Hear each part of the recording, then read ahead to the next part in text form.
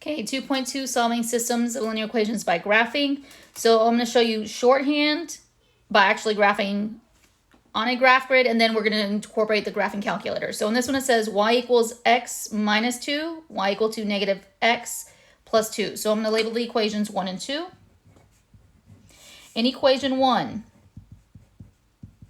first thing I notice is the value of the slope. Remember, slope is the value of m that's attached to x because of the equation y equals mx plus b.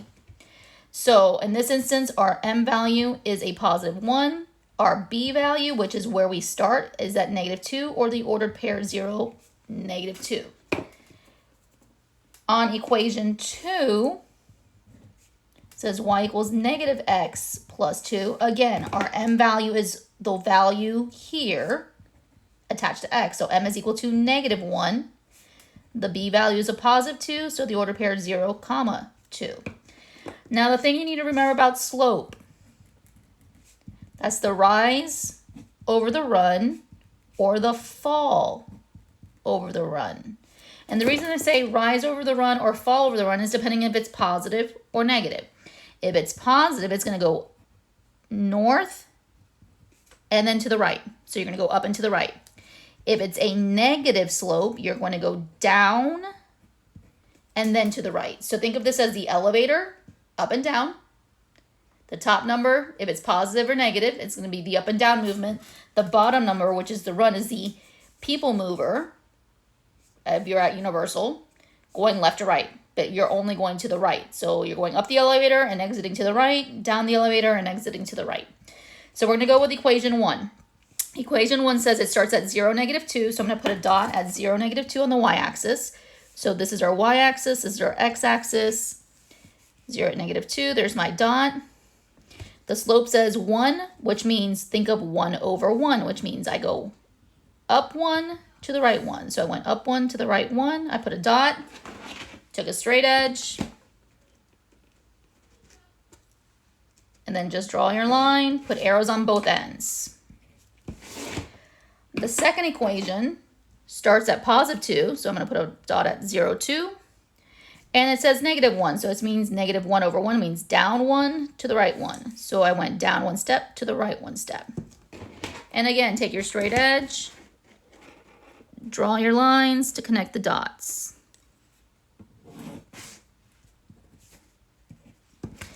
Okay, so the thing about this is points of intersection. If there's one point of intersection, it means it has one solution. So one point of intersection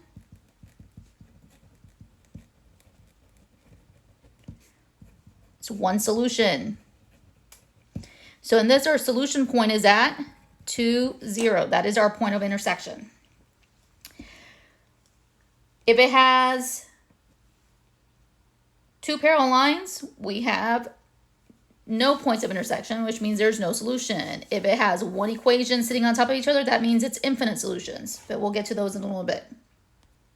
Example 2. In example 2, they gave you an ordered system of equations. They gave you your graph. And the first thing they ask you is, what is the solution of the system? So you have to identify your point of intersection. When you interpret, remember, it's always the x value, then the y position. So this is located at 4, 2. So my ordered pair is 4, 2. Next thing you need to do is identify which equation is which. So in order to do that, you need to find out where your y-intercepts are. So this one starts at positive 8, and this one starts at negative 4. But you have two equations, and the easiest way to do it is actually solve it for y equals mx plus b. But the other way is I would use x and y intercepts. Since these are touching the y-intercept at 0, 8, and this one is at a little bit past the 4, so I would go with the y-intercept, and the y-intercept's here. So in order to find the y-intercept,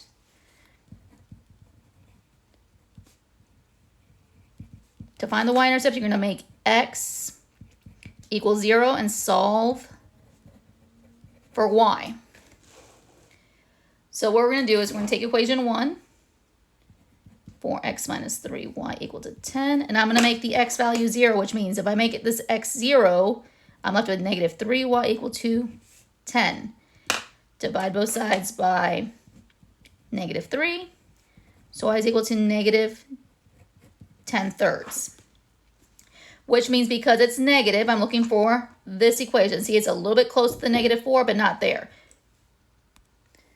So obviously, since this is a negative value and this is our equation down here, I can identify which graph is which. So the blue line is graph B and the red line is going to be graph A. So since we tried the first equation, this is B and this is A in your drop-down windows.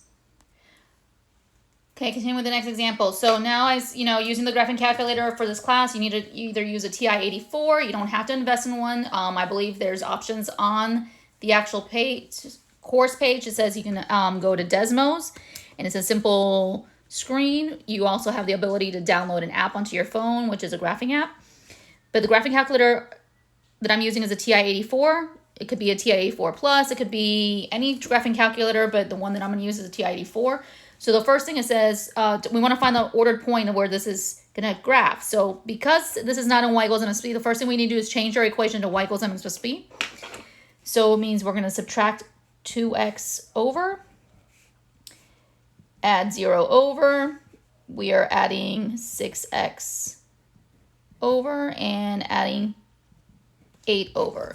So our first equation becomes y equals -2x. I'm going to put plus 0. We don't need it. It's just as a reference. And the second one is y equals positive 6x plus 8 because the negative became a positive. It crossed the bridge. Think of this side as New York. This is New Jersey. So once you cross the equal sign, you're crossing that George Washington Bridge. So from the left to the right, you do the opposite of the sign. So now we have our two equations. So in a graphing calculator, you're going to hit the y equal key. And it's come up to this. Make sure it says y1, y2, nothing up here is highlighted. So the next thing you're going to do is you're going to type in your equation. You don't have to worry about the y. You're going to type in -2. So you're going to hit the little negative key down here to represent the negative, not the minus sign. There's my negative. You're going to type in 2.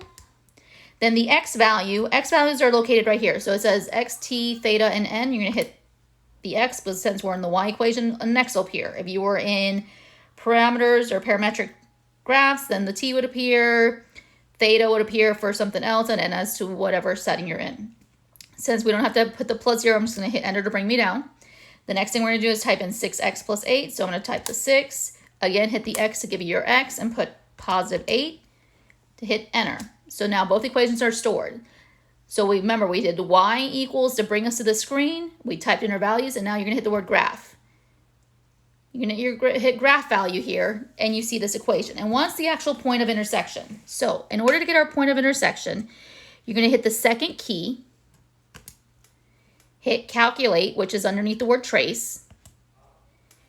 And then down here, when it says calculate, it says value 0 minimum. You're going to arrow down until you get to intersect. You're going to hit enter once, hit enter twice, hit enter a third time. And it tells you that your point of intersection for both values, there's only showing you one. So you're going to arrow down until you get to your point of intersection.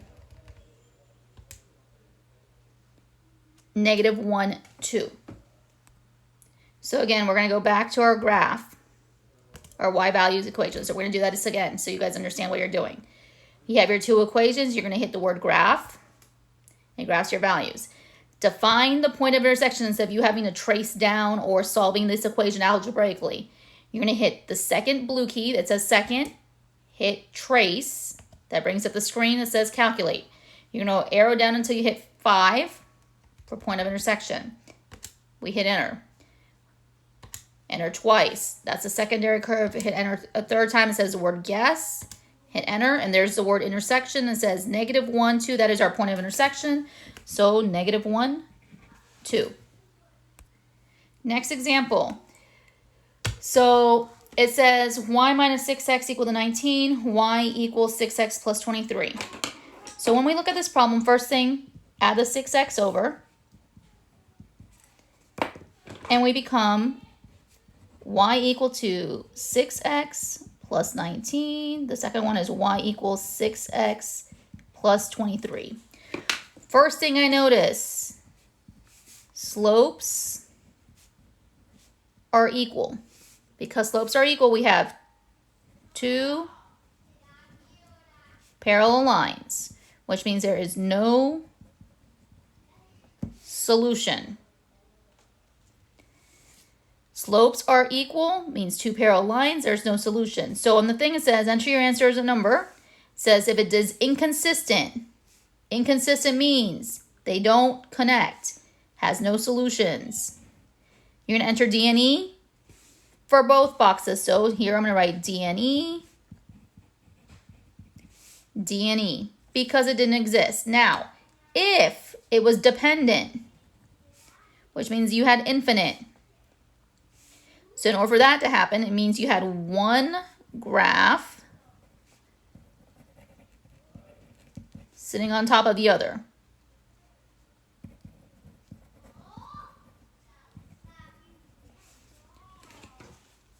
That's where that becomes. Since you get one graph sitting on top of the other, it means infinite solutions, means any ordered pair that is located on that graph line will work for the equation. Let's look at our next equation. It says y equal to, I have obviously decimals because it makes it easier to understand.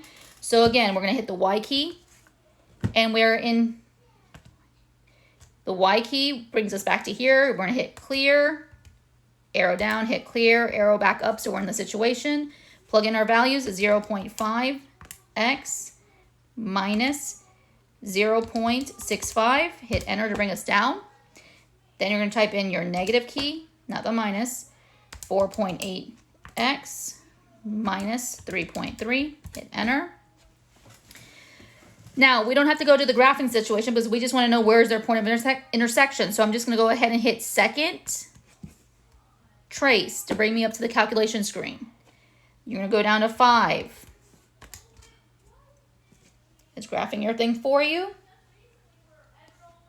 There's the first curve, hit enter, give us the second curve, hit enter, gives us the guess, hit enter, tells you your point of intersection. It's at negative 0.5, negative 0.9. So negative 0.5, negative 0.9 is what we would type in for our equation.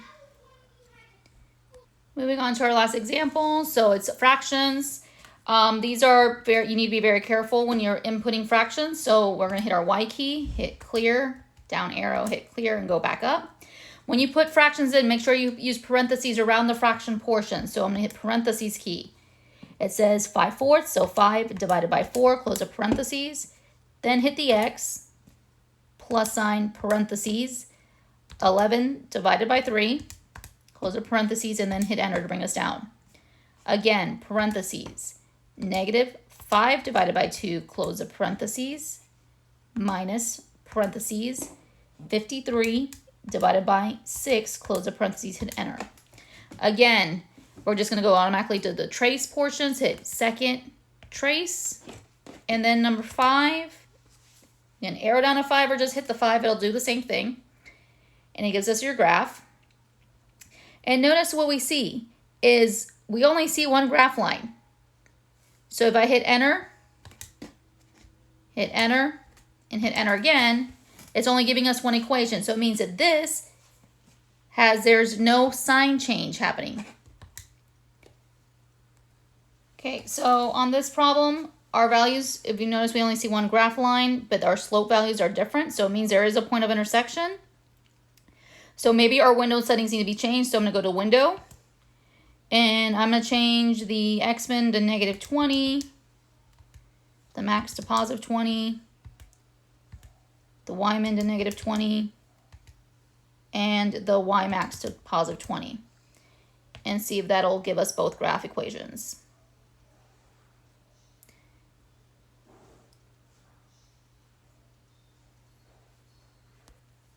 Okay, so this should not be happening. Let me check our equations again. Oh, there was my mistake right here. So there's my X. I forgot my X here. So now let's arrow over. And in between, I'm going to hit the second insert an X equation. So now our graph should work. So second trace, 5.